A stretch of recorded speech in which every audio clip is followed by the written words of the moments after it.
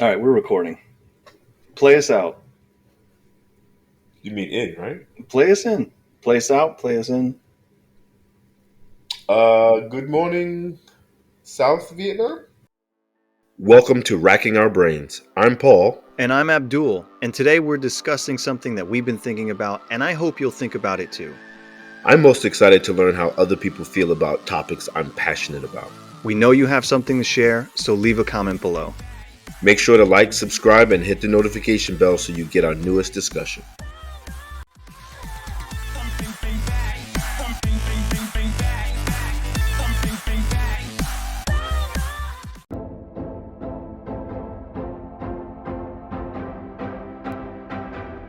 I like it. All right, very specific audience call out.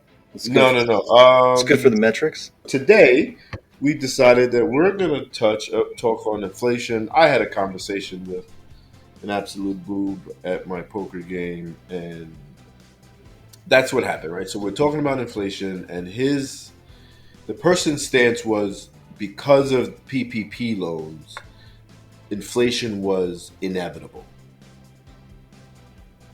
And I said, well, it's not absolutely true, right? Because money supply is not an automatic driver of inflation, right? So I said, well, just define inflation for me. And I think he did a good job of defining it, right? It's a rise in price level, but it can't, obviously one producer could raise their prices, right? The person who sells all the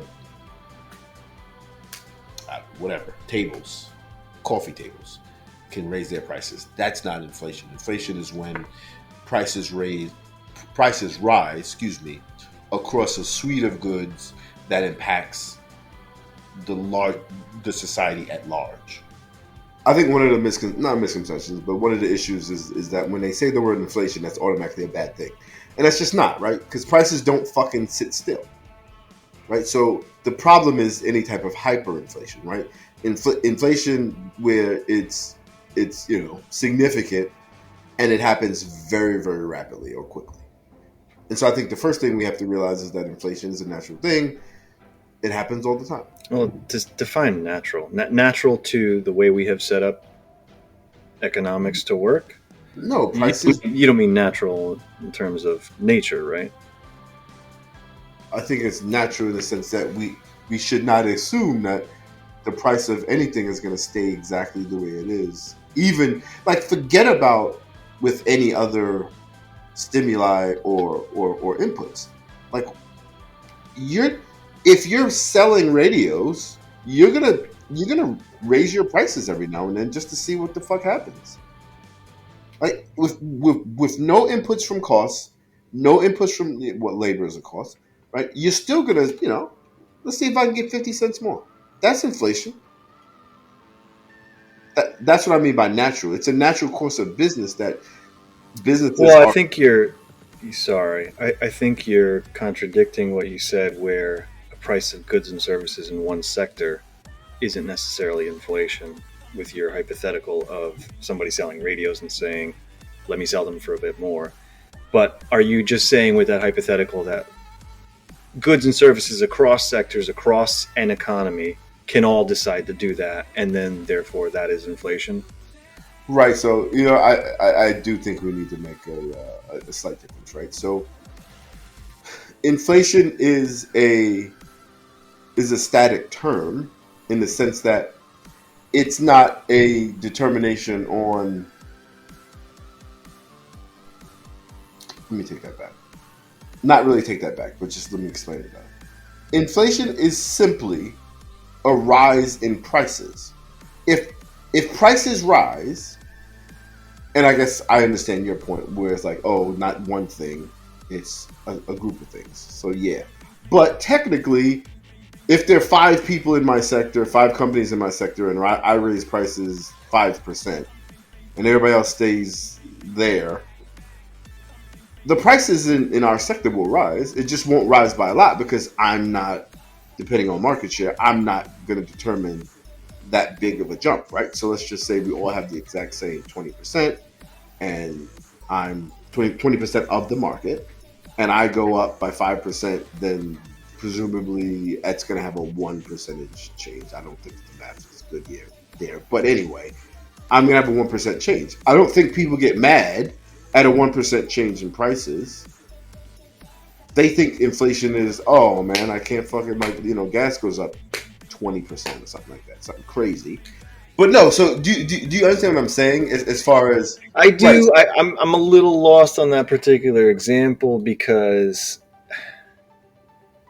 you're talking about a market for a particular good or service, and only one of the operating entities in that market decides to make a price change. That means 80% of the consumers of that market, or consumers for 80% of the market, let's say that's distributed geographically evenly, aren't going to see any price change, right?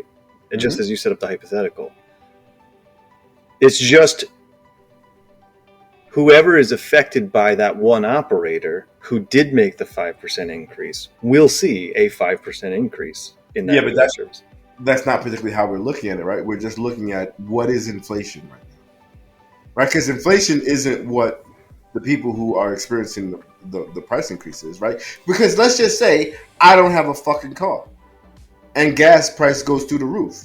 Is there inflation? Absolutely. Are you experiencing it? Absolutely not. Mm-hmm. So I understand what you're saying. I'm saying from a more just from a mathematical standpoint of if my prices go up, it'll ever so slightly impact the prices of my industry, my sector, and then ever so slightly, even to a lesser extent, inflation in general, as a CPI measure. Exactly. Okay, so going back to the consumer price index, um, if only one of the goods in that basket of goods and services increases, it still moves the needle, not as much as if all of the goods or services were more expensive.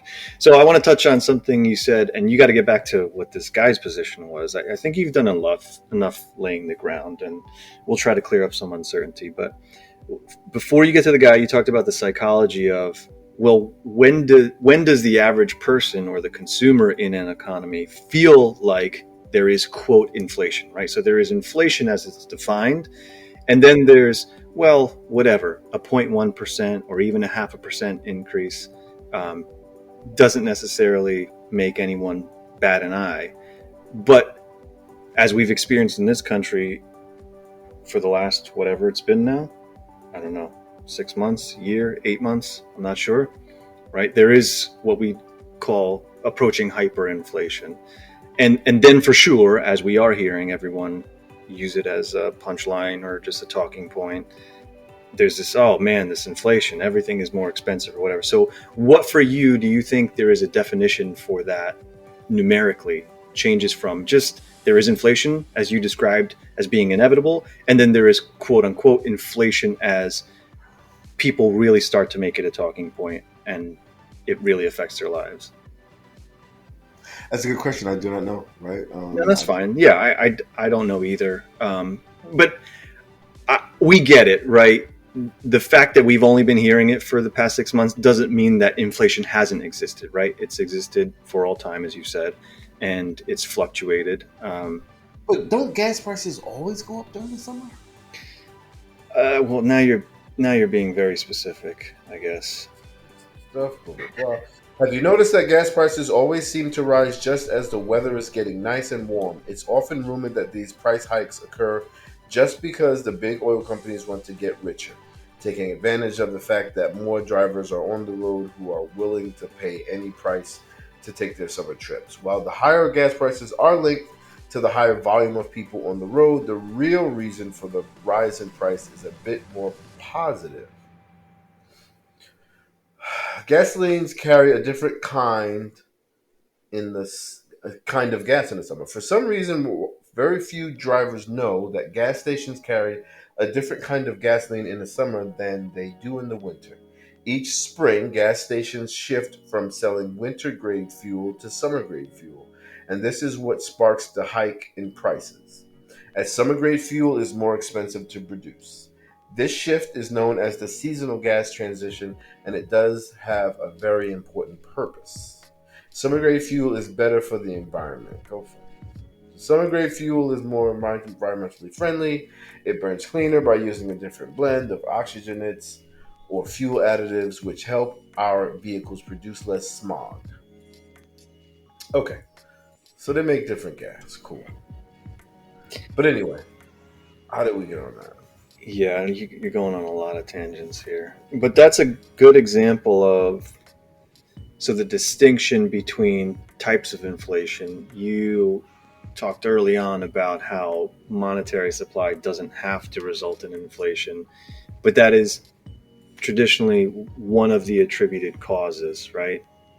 Um, and then there's the distinction between cost push inflation and demand pull inflation. And what you described there is what I assume would be bucketed under cost push inflation, right? So their production inputs, right, creating summer grade fuel versus creating winter grade fuel or vice versa, results in a change in their expenses and therefore results in a change in the cost of the goods that they're providing, the refined gas or what have you.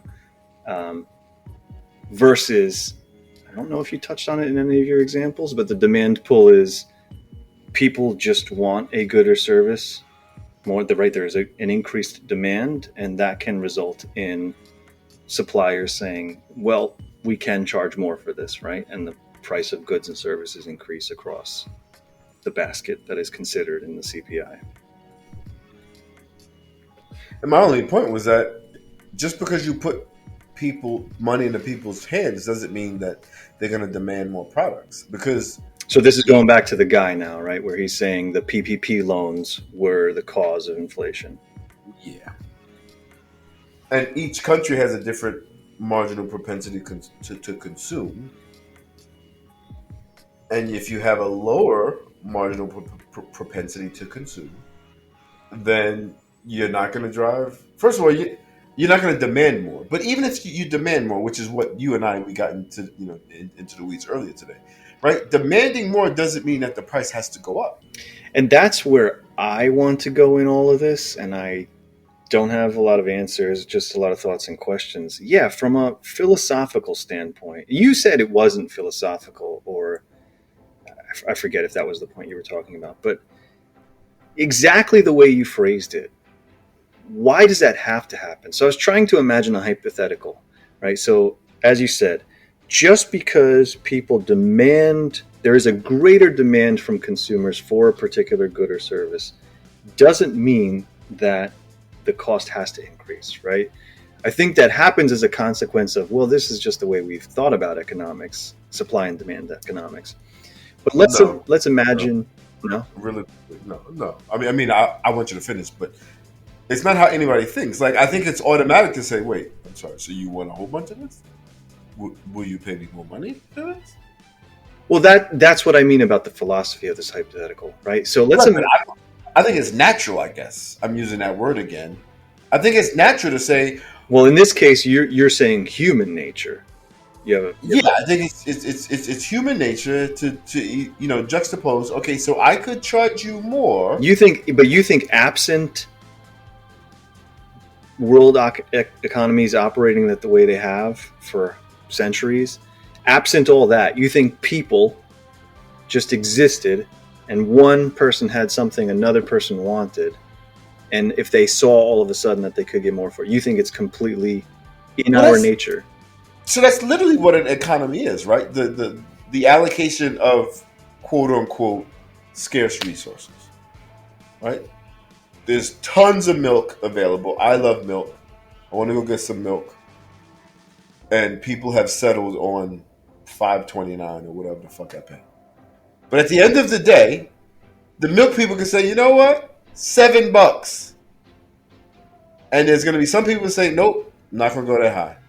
Some people are going to say, I'll go to fucking $12. I don't care. I love milk.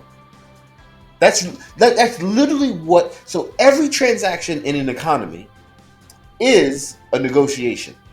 But we no longer negotiate because we have a posted price. But really, it is a negotiation because if people stopped buying milk, the producer would say, oh, shit. Okay, let me lower my prices and see if some people come back. Or they might do a focus group, get some feedback. Maybe it's nasty, whatever the case may be. Right, right. I guess I was just taking it. That seems a more formal hypothetical where you have this idea of there is currency, there are monetary transactions instead of bartering, and it's very much we think of the way business operating today. But I was trying to say, you were saying it's completely natural. It's even in human nature. You agreed. And I don't know if you want to change that position, but absent currency, right? Would we do that in a barter system where it's like, oh, you want something I have? Well, you told me you'd, I don't know, plow a quarter of my field in return, but seems like you want it really bad. You're going to have to plow the entire field. Do you think that is completely natural? And plowing is bad too, because we're talking about like setting up an agricultural economy. I'm trying to think of like the most basic. Oh, well, you said plowing. I thought you meant sex. No, but what I'm saying is the whole field of animals. You got to go through them all. Okay, now I told you we're not talking about BCI. That's the next episode. No, but seriously, so if you think about it, let's simplify that and not do the plowing of the field. You have bananas, I have corn, right? Yeah. But remember, so you have bananas, I have corn. I want bananas, you want corn. But there's 5 guys behind you saying, I want bananas too. Yeah. So I can, because I have scarce corn. So I'm like, oh shit, should I give my 1 ear of corn to you for 1 banana? Or should I give my 1 ear of corn to this other guy for 2 fucking bananas? Because he really wants this corn. That's what a rise in demand means. Right? There's a quantitative rise in demand, and then there's a qualitative where it's called price elasticity. Right? I am willing to move off this price for this good.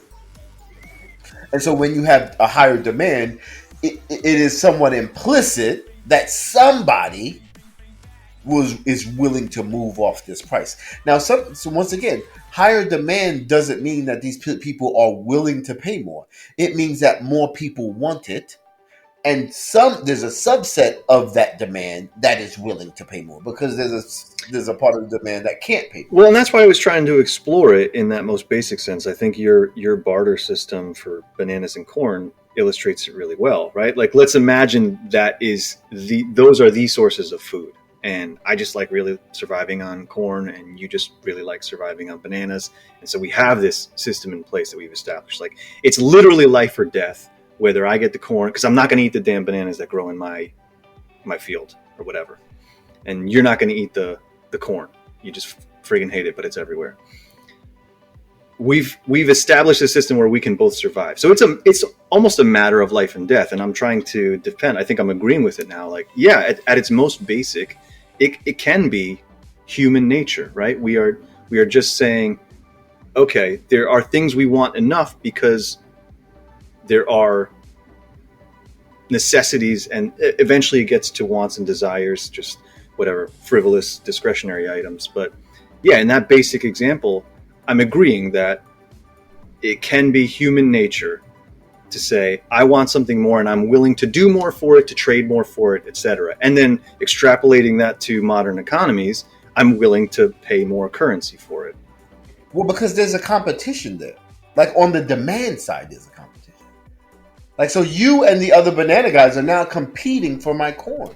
Exactly. And like you said, the moment someone says, I'm going to die, I really need that corn because I also only eat corn. And they say, I'm willing to give up 2 bananas from my banana tree. Yeah, he's more likely to get that in that transaction. I have to respond because I'm like, well, I really need corn too. And either I'm going to match his desire to his demand for it, or I'm going to be out corn. We got to play the song "Daylight Come Down." Taliban banana. Anyway, right. So the human nature is just realizing, oh shit, I can do more. I can get more, bro. Forget. I mean,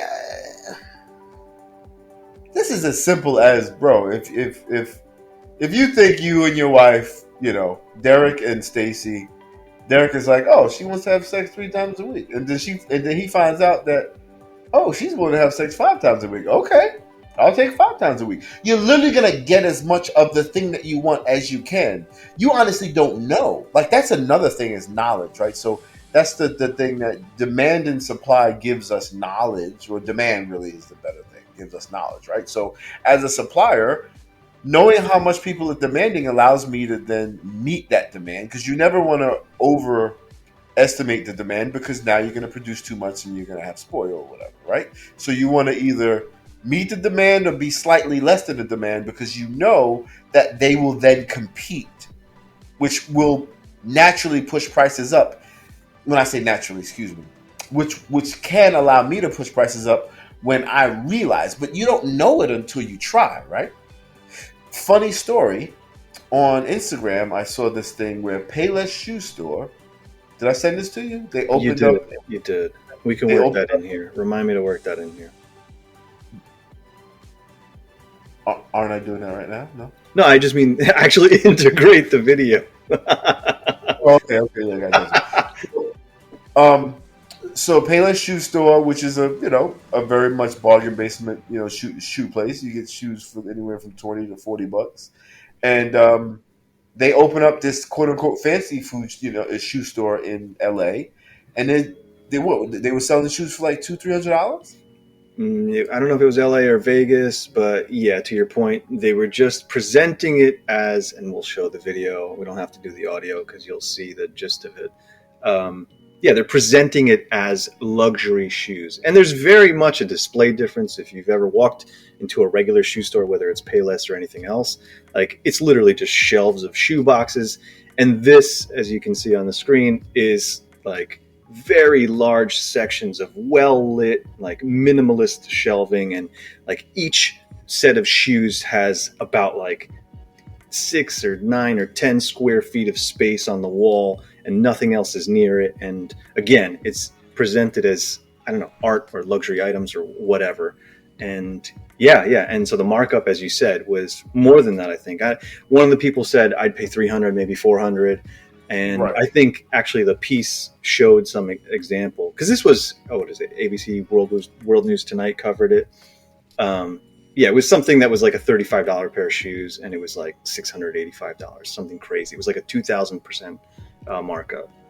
Right. So the point there is, I'm always trying to figure out: are you going to pay more for this shit?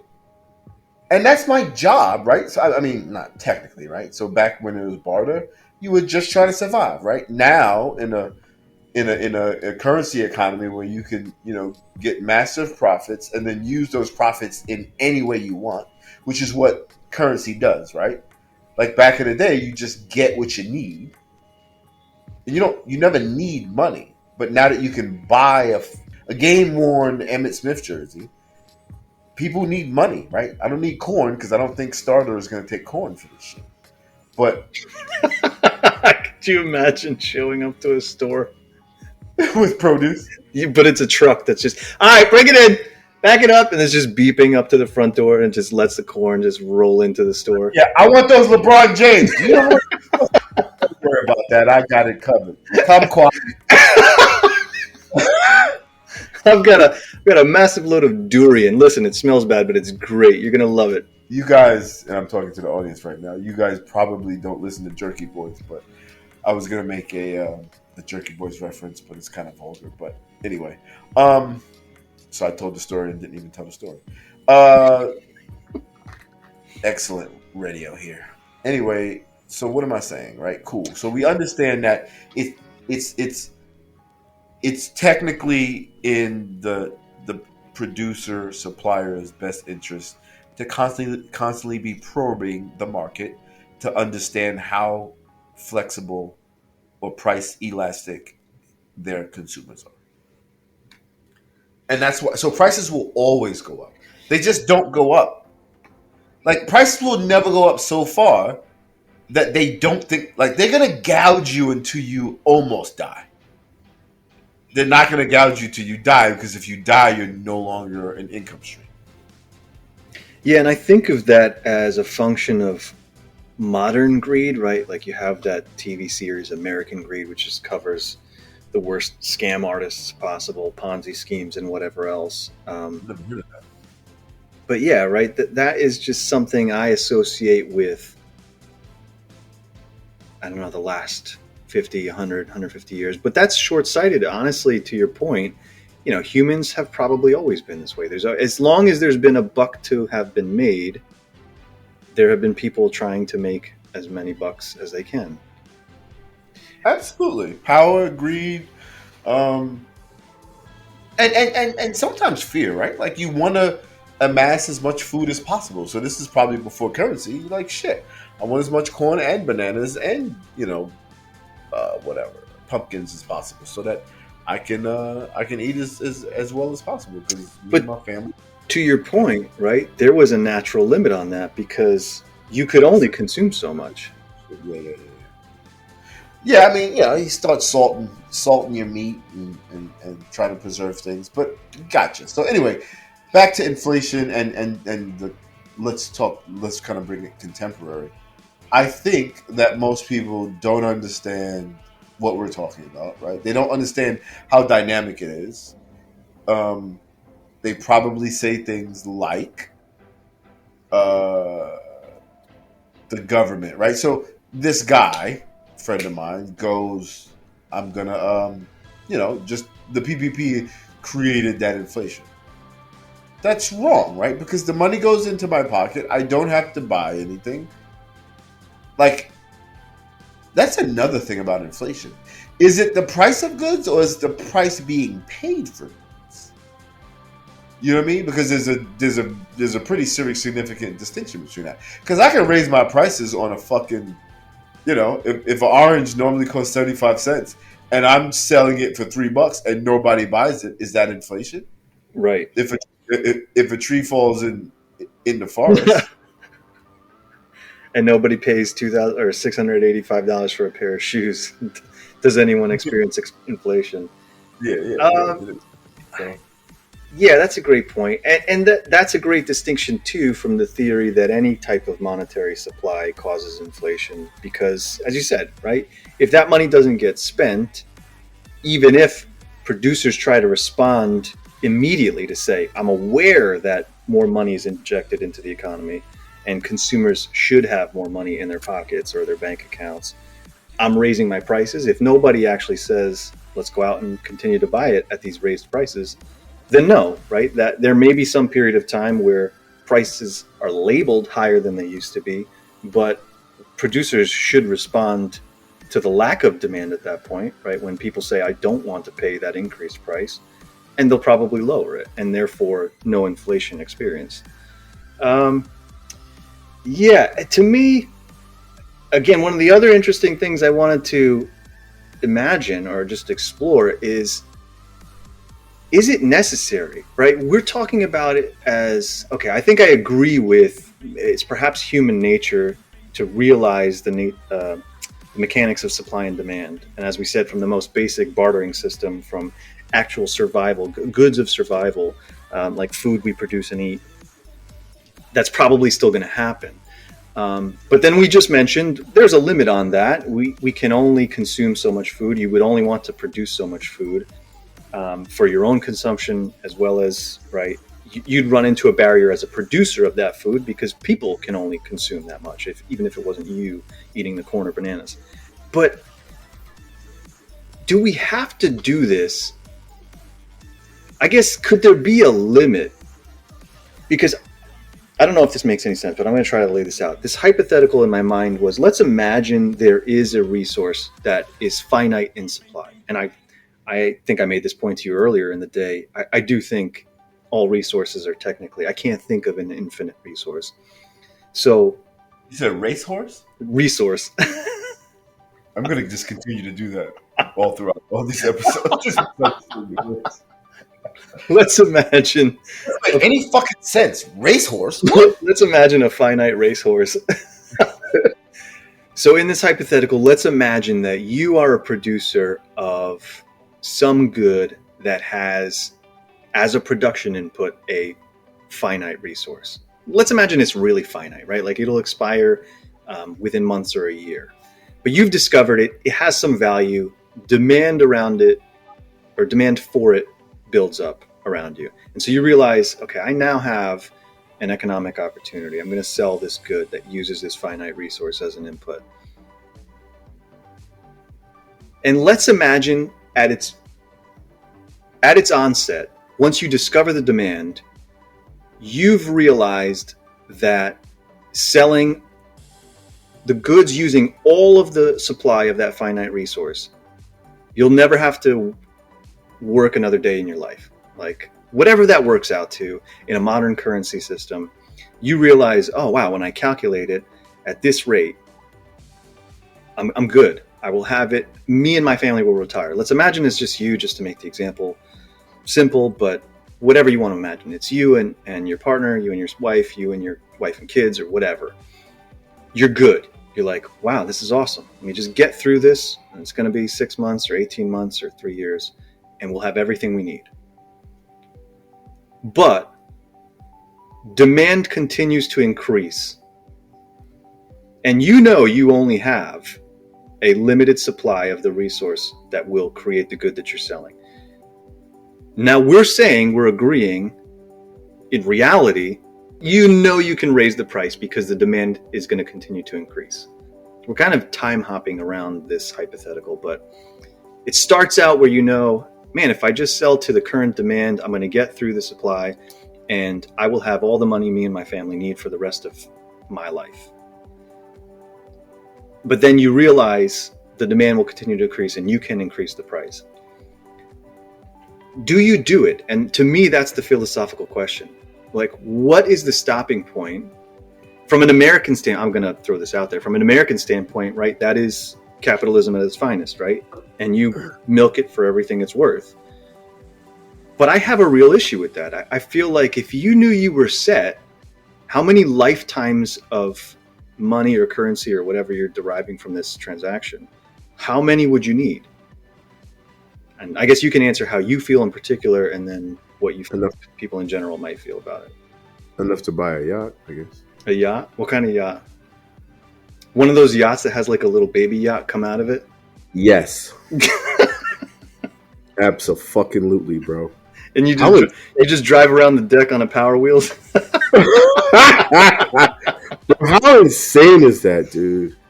It is to me. It is to me, and that's why I ask, right? Say that everybody, those people just don't give a fuck anymore. Like they're so empty, vapid, and narcissistic that it doesn't matter. The adulation and the cocksuckery of other people, like it's like you become addicted to other people hating you. That's why hatred is such a big deal in the last 15 years or 10 years. Oh man, you're a hater, you're a hater, you're a hater. I got all these haters. You want haters. You have to want haters. I'm sorry to cut in there. That is such a great point about the psychology of that, the culture that talks about haters and what we might think of as hater culture, because there are definitely people that are, I don't know, envious, jealous, or whatever, or say something negative. But to me, that's almost a defense mechanism. Like, I think some people genuinely feel something when people hate, and it's a response to be like, look, I know I'm kind of, in modern society, I'm in a position to win this back and forth, and if I just disparage them as being envious or jealous and nothing more than that, I take any potential validity from their claim away from the discussion. Mm-hmm. And right, so it's a really dismissive thing to be like, oh, you're just a hater.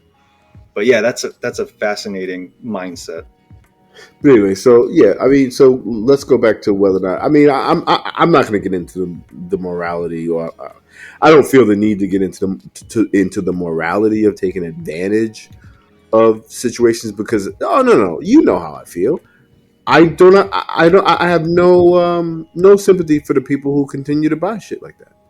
Just stop drinking milk. Stop drinking milk, and I guarantee you the price will go down. That's it.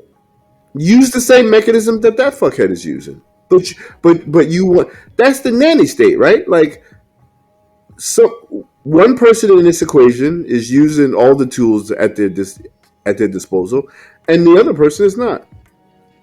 So go fuck yourself, San Diego.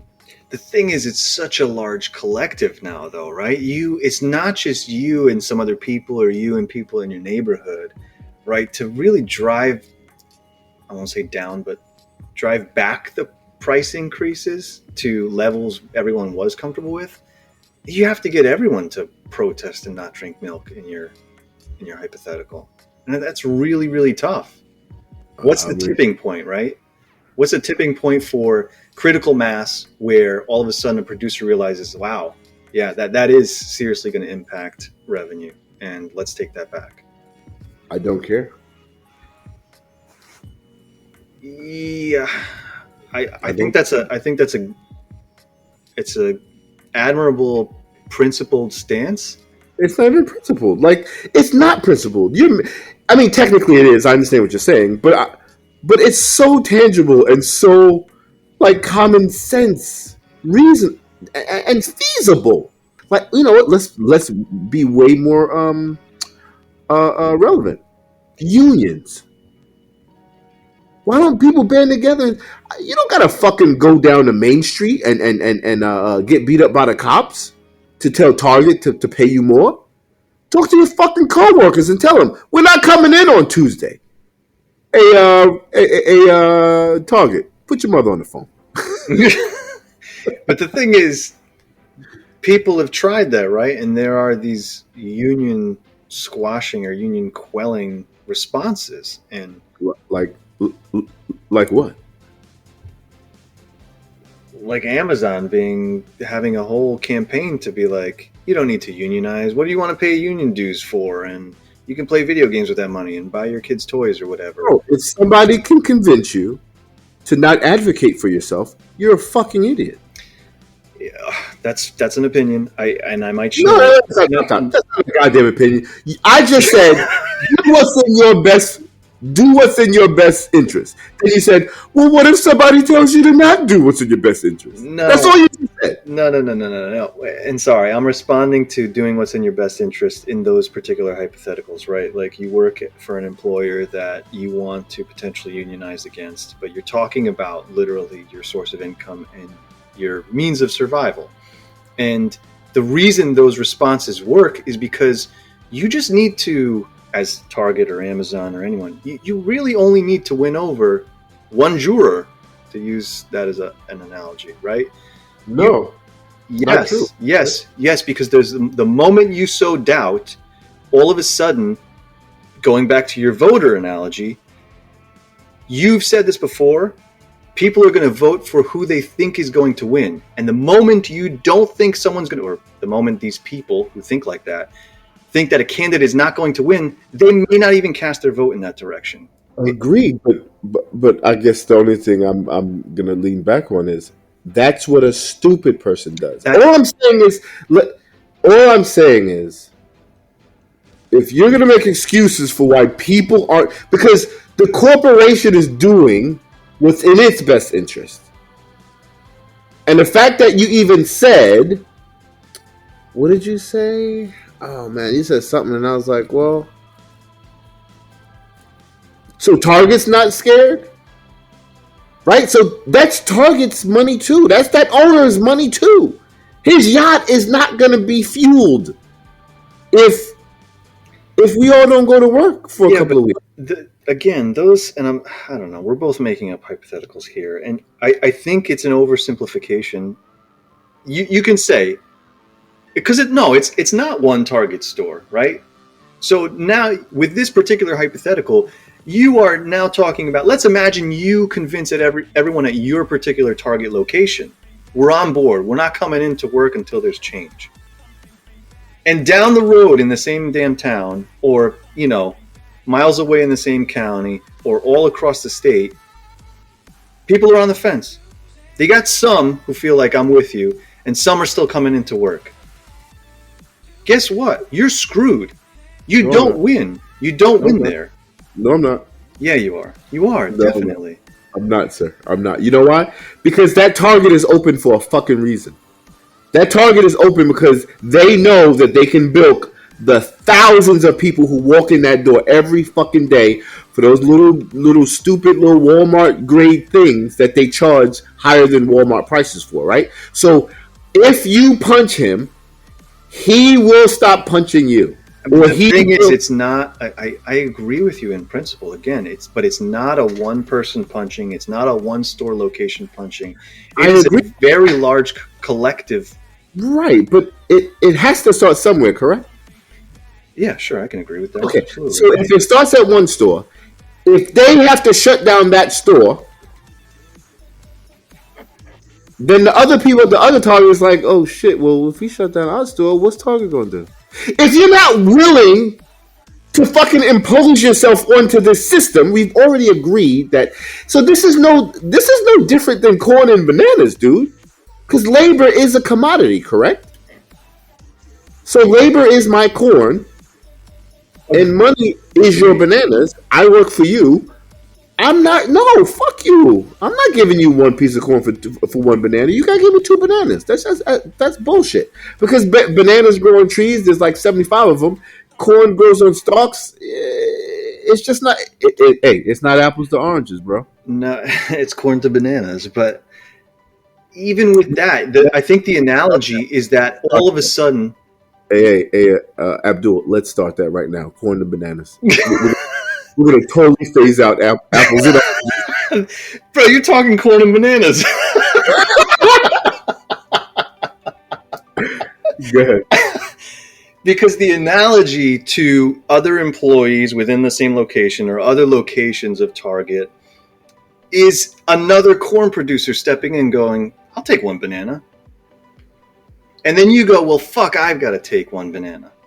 No. Right. But the point, I guess, the point that I'm making is, the whole situation is, excuse me, the whole situation is, we've already determined that. Okay, so let's just be realistic, right? This is the $15 an hour shit. I can't make ends meet at $7 an hour. So if everybody is making $7 an hour and they know that, yo, I can't, like, you have to have some level of dignity. So at the end of the day, if you're right, then fuck those people is all I'm saying. You know what? That's really all I'm saying. I'm not saying that, oh, blah, blah, blah. All I'm saying is, fuck you if you're not willing to do what it takes to win. That's really all I'm saying. And I'm saying that if you're saying, well, that's hard, well, so is fucking going to engineering school or going to being a doctor or training to be a gymnast or whatever people do. Everything takes some level of effort, some level of stick-to-itiveness, some level of gumption where you're saying, no, I'm going to stand up and I'm going to demand, whatever the case may be. And if you're not willing to do it, cool. Just then take your lumps and shut the fuck up. That's all I'm saying is shut the fuck up. Yeah, I just think it's more complicated. I think What's more complicated? I'm sorry. What's more complicated? Again, the failing or is it difficult? Those are two different things. You agree? Yeah, and Okay. I think complex It's or more complicated is. I mean, you can also say difficult, but I think I'm being specific with complex or complicated So what's because because there is a social psychology aspect to it. It isn't one operator. Again, bro, everyone has their own circumstances and their own breaking point for how long can I go without showing up to work. Yeah, I definitely want to get paid $15 an hour instead of $7.25. But how long can I go? And someone might be a month, someone might be a week, someone might be 6 months or whatever. And what I was trying to describe with the getting everyone else at the store on board and getting other locations on board, once it starts to crumble, I just think there's this massive cascade effect where it's like, forget it. I saw one person going back. I saw two people going back. That whole store was striking, and now they're all back this week. You start to see the end of things, no matter how principled you are, or I shouldn't say that, right? Because if you're supremely principled, it doesn't matter to you. You'll go without, you'll even die, right? But everyone's not going to get to that point or doesn't want to get to that point. And so there's this complicated nature of you have multiple human operators that you're trying to get on board with you in this psychology of we need to get together to get something we all want. But we don't all have the same circumstances. That's why it's complicated, complex, or whatever. And I'm with you. In principle, I totally agree. It's a failing. If you can't do it to get something you feel you absolutely deserve is your right, is, to your point about dignity, like, we can't survive on that. We can't survive on a $7.25 minimum wage, especially with the rise of goods, the rise of the price of goods and services recently. But yeah, it's just unfortunately a really complicated effort. Yeah, I mean, I guess we could have a totally different argument about the difference between complexity and difficult. Complexity to me means that the plan or the way in which you can come up with a solution, or the solution itself, is not relatively straightforward, and it is very straightforward. You Yeah. have to be willing to lose to win. You have to be and not even lose, right? So if you think Are you gonna if sorry, yeah, you gonna hit me with the Rosie Perez? oh shit, I don't remember what you're talking about, but I know it's from White Man Yeah, Can't yeah, yeah. Jump. What is Sometimes, it, sometimes when you lose, you really win. bro? When I tell you, I wanted her to have my children for a really long time. Rosie Perez could get it, homie. That voice, that little extra meat on the side. Anyway, um, yeah. So I don't think it's complex. I think I'm it's sorry, I cut you off. You have to be willing to lose to win, is what you're saying. right. What I'm saying is that I don't think it's complex. Like, I think it's relatively simple because it's just like anything else you would do in life. When you deal with a bully, you know that you got to stand up to that motherfucker. And if you realize that he's bullying 5 people, and you don't talk to those other 4 people and say, "Yo, maybe if we jump this fucker, we could get this shit done," then you're an idiot. And that's all you got to do is go to other people and say, "Listen, it's going to be tough. Let's pool our resources and let's help each other for the next 2 to 3 weeks, month, whatever the case may be." Because the truth of the matter is, these companies are making trillions, billions, and billions of dollars a year. They have the money to give. You have to incentivize them. Just like anything else, you must incentivize these people to change their behavior. And if you're not willing to do it, and they know that, right? Bro, it's the exact same fucking conversation in the opposite direction. Louis Vuitton knows that there are morons out there who will pay $7,000 for a fucking little bag that just is dumb, and you only wear it once a month or twice, whatever. Like, you know what I mean? Like, you going, bro? I've met women. They fucking keep the shit in like these plush bags in their closet, separate from everything, because they don't want anything to lay on it. They don't want anything to happen to it. It's like a prized possession. They literally spend $3,000 on a fucking bag that they only use 3 times a month. All right, so let's just go back to inflation, right? So we're going to agree. Well, I'm sorry. Do you agree that the influx of money into the economy is not an automatic stimulus for inflation? Yeah, cause. Yeah, I do, but I think it just requires, which is I think a really easy connection to make, or an almost logical next step. It requires that money to be spent, right? We said that, right? Where you create that demand pull inflation. Right, and I didn't get into my thing that I brought up earlier today, and I want to just throw that out there right now, right? So, 2 things can happen when you know that demand rises. You do not have to raise your prices to make more money. You could just sell more widgets, right? You don't change the price, but you sell more widgets. You're gonna make more money. Agreed. So you don't need inflation for the demand to be met and the producer to increase profits.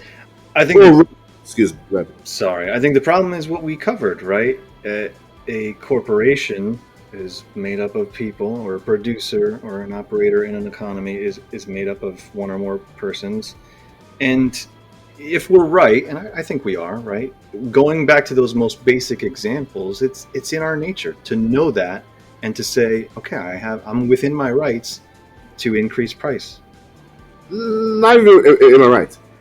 I know that it'll work. I'm Louis Vuitton. Yeah. I am, whatever. I know that if I raise prices, bro, some people raise prices and they get more demand because people are fucking stupid. They pay less people, right? Oh, that is you're, really you're buying $3 shoes for $300.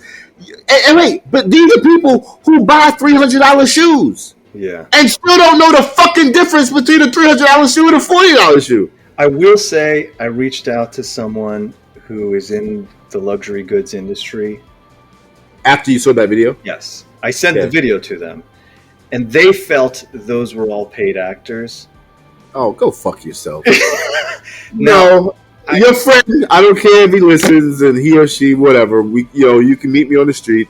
You're biased because you're in that industry and you think that there's something special about what you do. But go ahead. which is how I felt, but I will say I wanted to leave open that possibility. Some of the acting, when I looked back after that response, does look ridiculous. Having said that, I'm with you. It's completely believable. I know people in my life that talk about... Abdul. One second. I know people in my life that talk about, the quality is just better. Like, I know it's way more expensive. I know it's the most expensive good in that particular industry, but it is just better. And to me, I'm with you. That is like a brainwashing where all of a sudden, when you see higher prices, you immediately think the quality is better and it's worth it. Apple. Yeah. Oh, yeah. Apple is the prime. I mean, not the prime, but it is a perfect and unquestionable example of people standing online in the fucking cold or rain, getting beat up, fighting each other, or fucking Black Friday at a fucking Walmart. You're beating somebody up at a Walmart because you're gonna buy something at Walmart? Well, Black Friday is almost a different case, right? Because you're actually looking for goods that are cheap. Right. No. But you're willing to fight for it. You're willing to physically hurt people to get a good. And if the producer knows that, like you said, so what I believe that person was ignoring was that what they're saying is that the culture within the United States specifically, I can't speak of other cultures, but the culture in this country is so fucking toxic on the consumer side that the producer knows they can fuck you either by scarcity or by price.